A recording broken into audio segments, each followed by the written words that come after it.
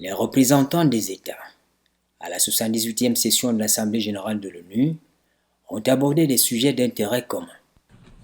C'est notamment le cas du crime transnational organisé, en particulier le trafic des drogues et d'armes, la traite des êtres humains, l'extraction illégale des minéraux, des préoccupations majeures pour la Corée et l'Équateur.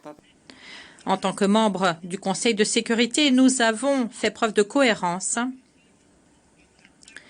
et avons œuvré dans le droit fil de la Charte des Nations unies, en accordant la priorité au règlement pacifique des conflits et à la protection des civils. Le programme Femmes, Paix et Sécurité et la lutte contre le trafic illégal des armes.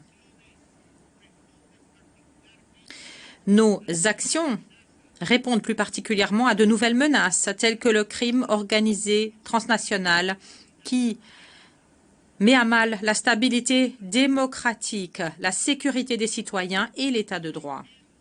Mon gouvernement a atteint des chiffres records s'agissant de saisie de drogue. En à peine 2 ans, nous avons saisi plus de 500 tonnes. Il s'agit là d'un chiffre qui dépasse largement les résultats des gouvernements précédents. Nous faisons ici face aux répercussions du coup porté au porte-monnaie des criminels. Les effets de notre politique sont tels que l'an dernier, les Nations unies ont reconnu que l'Équateur est le 3e pays du monde à saisir les drogues, après les États-Unis et la Colombie. Il y a quelques semaines à peine, l'Équateur a connu un moment inédit dans son histoire, l'assassinat d'un candidat présidentiel. Le crime organisé transnational est un système qui corrompt et qui tue, qui s'infiltre dans la société et dans l'État, qui ébranle la stabilité démocratique de nos pays et qui avance à grande vitesse. Si nous ne luttons pas ensemble, nous continuerons à souffrir seuls. Si l'ennemi a la capacité de se multiplier, les États, eux aussi, doivent multiplier leurs efforts et doivent le faire de manière primordiale. Il est essentiel pour la future survie des États de produire des mécanismes durables, exhaustifs et efficaces permettant d'en finir avec les organisations criminelles et ceux qui les appuient ou les encouragent.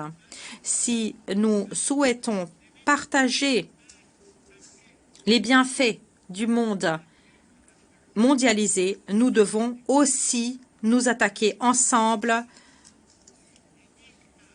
à ces difficultés. Dans cette lutte et dans chacune des luttes que nous menons, soyez toujours assurés de l'engagement inébranlable de l'Équateur. Alors que le monde se heurte à des crises mondiales multidimensionnelles d'ampleur inédite, les divisions entre pays vont grandissant dans différents domaines, y compris dans le domaine de la sécurité, dans le domaine de l'économie, des technologies, de la santé, de l'environnement ou de la culture. Afin d'atténuer ces divisions et afin de garantir la coexistence harmonieuse de toutes les nations, la communauté internationale doit faire front commun et placer l'ONU au cœur de ses efforts. La Corée entend considérablement accroître son aide publique au développement. En l'absence de paix et sécurité internationale, le développement et la prospérité demeurent hors de portée. Une autre tragédie mondiale décriée, la mobilité géographique, la migration forcée. Le peuple hondurien fait fondamentalement face à ce type de difficultés.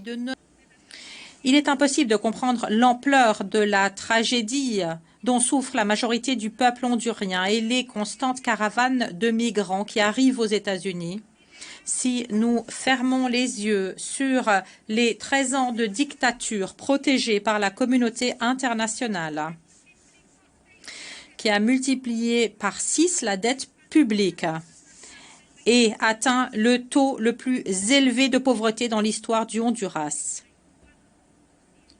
soit 74%. Le peuple hondurien, dans sa noble aspiration à la justice, m'a confié un mandat exhaustif. Combattre et démanteler l'État à la solde des trafiquants de drogue, la corruption publique-privée qui a mis à sac et détruit les institutions, trahi la volonté du peuple avec plusieurs fraudes électorales et qui a imposé le terrorisme d'État en ayant recours à des escadrons de la mort. Le soutien populaire ressort clairement des récentes mobilisations de la résistance populaire au niveau national, avec des centaines de milliers d'hommes et de femmes qui, reconnaissant, m'ont témoigné leur appui à notre lutte pour revenir à l'état de droit et rétablir la dignité du peuple hondurien et la présidence de la République. Je crois en un monde multipolaire dans lequel l'échange et la coopération au développement seraient fondés sur les principes d'indépendance, de souveraineté et de non-ingérence. Le Conseil de sécurité n'est pas transparent, encore moins redevable face à son inaction. Pour la Lettonie, le Conseil de sécurité n'a pas été créé en guise de privilège, mais en termes de responsabilité. Il faut par conséquent une représentation plus juste et équitable au sein de cet organe, ce qui permettra d'être plus efficace dans le règlement des conflits armés. Il ne s'agit pas d'un différend entre deux pays voisins. L'attaque de la Russie n'était pas provoquée. La Russie s'efforce de redessiner les frontières internationales en ayant recours à la force pour restaurer son influence d'antan. En 2008 et en 2014, la communauté internationale a commis une grave erreur en ne réagissant pas à l'agression russe contre la Géorgie et à l'annexion illégale de la Crimée. Elle a transmis un message erroné à la Russie, lui permettant de poursuivre ses ambitions impériales agressives. Et nous en voyons maintenant les conséquences. L'invasion russe de l'Ukraine nous rappelle la lutte d'un empire colonial pour maintenir ses territoires. L'Ukraine n'est pas la Russie, elle ne l'a jamais été, elle ne le sera jamais. Ayant connu 50 ans d'occupation soviétique, la Lettonie mesure l'importance de la liberté et de l'indépendance à l'instar de bien d'autres pays dans d'autres régions. La communauté internationale doit s'opposer fermement et collectivement à l'attaque perpétrée par la Russie contre les principes et les normes du droit international. Le respect de la Charte des Nations Unies est dans l'intérêt vital de tous les États. Les résultats de cette guerre seront décisifs pour la sécurité mondiale dans les années à venir. La Lettonie condamne le plus fermement possible l'agression continue de la Russie contre l'Ukraine, agression appuyée par le régime de Loukachenko au Bélarus. Nous pouvons parler de rétablir la confiance internationale tant que la Russie ne met pas un terme à la guerre et ne se retire pas de l'Ukraine.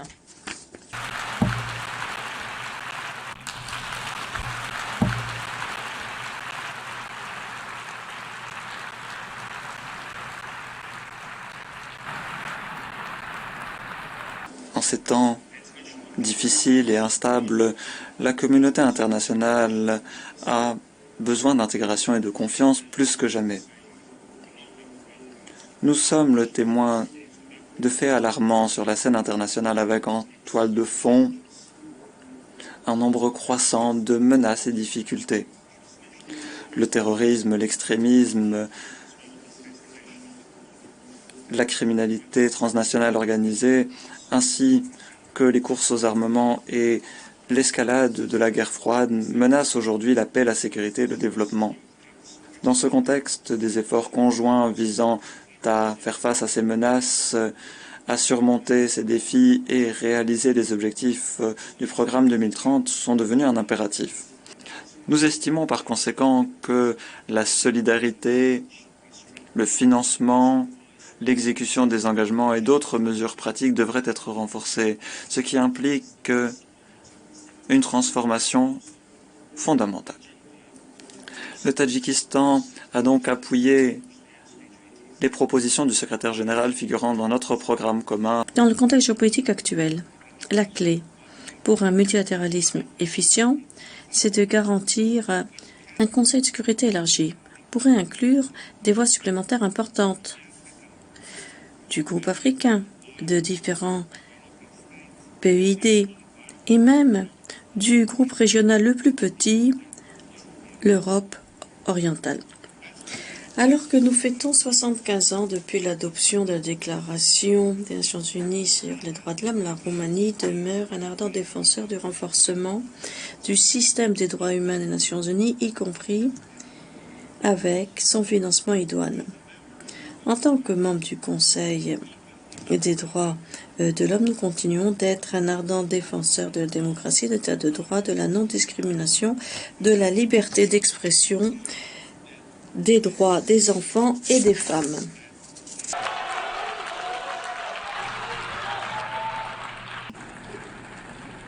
La survie de l'ONU et sa capacité de relever les défis du XXIe siècle mobilisent la réflexion autour des choses essentielles. Par exemple, promouvoir l'état de droit dans le respect de la Charte des Nations Unies, promouvoir le monde multipolaire, qui est un concept d'organisation des relations internationales dans lequel les influences prépondérantes sont partagées par plusieurs pôles communément nommés grandes puissances.